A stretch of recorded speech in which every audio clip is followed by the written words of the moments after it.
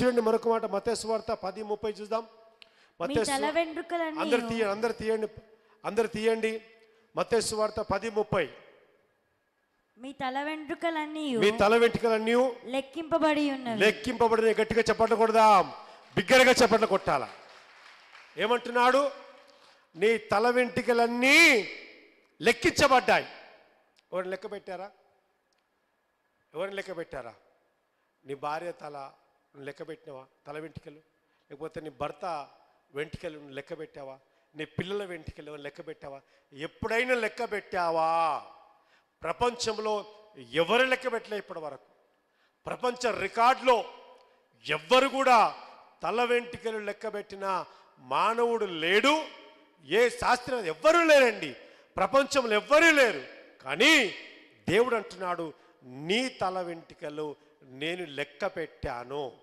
ఎప్పుడు ఎన్ని ఊడిపోతాయో, ఎప్పుడు ఎన్ని ఉంటాయో దేవుడికి తెలుసు. కాబట్టి దేవుడు మాట తప్పని వాడిది కాబట్టి, ఆయన సర్వశక్తిమంతుడు కాబట్టి, ఆయన నిన్న నేడు నిరంతరం ఏకరీతిన దేవుడు కాబట్టి, ఆయనే మన రక్షకుడు కాబట్టి ఈ మాట చెప్పగలుగుతున్నాడు. ఏమని?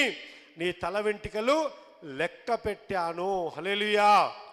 పక్క వాళ్ళకి చెప్పండి, నీ తల వెంట్రుకలు యేసయ్య లెక్క పెట్టాడు. అలా ముఖం చూసి చెప్పండి, నీ తల వెంట్రుకలు దేవుడు లెక్క పెట్టాడు.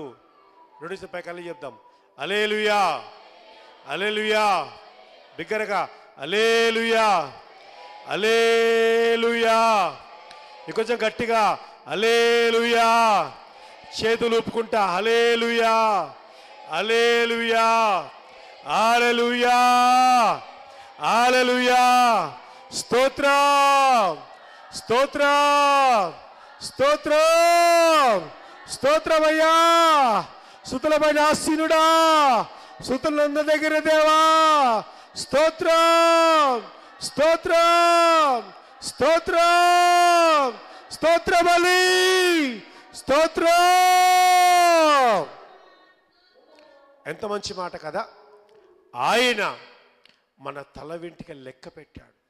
ఆయన మన తల వెంట్రుకలను లెక్క పెట్టాడు. ఈ తలకి ఎన్ని వెంట్రుకలు ఉన్నాయో దేవుడు లెక్క పెట్టాడు. కాబట్టి ప్రియా దైవజనంగమా, ఈ సత్యాన్ని మర్చిపోకు, ఈ మర్మాన్ని మర్చిపోకు, ఈ గొప్ప ధన్యతను నువ్వు మర్చిపోకు. దేవునికి అసాధ్యమైంది ఏమీ లేదు అంటాడు కదా. భూమి నా పాదపీఠము, ఆకాశము నా సింహాసనము, నేను సర్వశక్తులకు దేవుడను, నాకు అసాధ్యమైనది ఏది లేదు. అందరు చెప్పండి, దేవునికి అసాధ్యమైనది ఏదీ లేదు. ఏది లేదు, గట్టి చెప్పండి, ఏది లేదు, ఏది లేదు, ఇంకా బిగ్గరగా ఏది లేదు. ఉందా ఏదైనా? ఏది లేదు. దేవునికి అసాధ్యమైనది ఏది లేదు.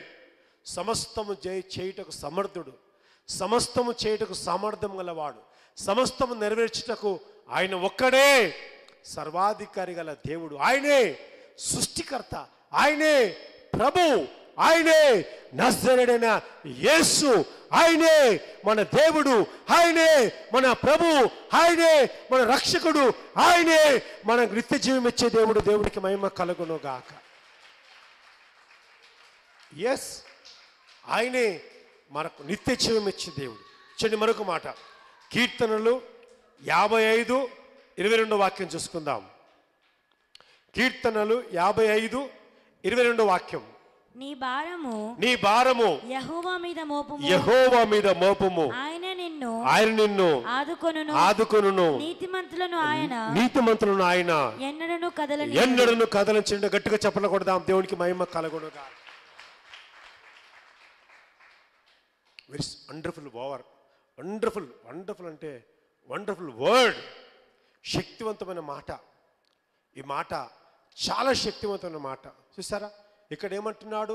నీ భారము యెహోవా మీద మోపుము, ఆయన నిన్ను ఆదుకునేవాడు, నీతిమంతులను ఆయన ఎన్నడూ కదలనీయడు. అందరు చెప్దాం.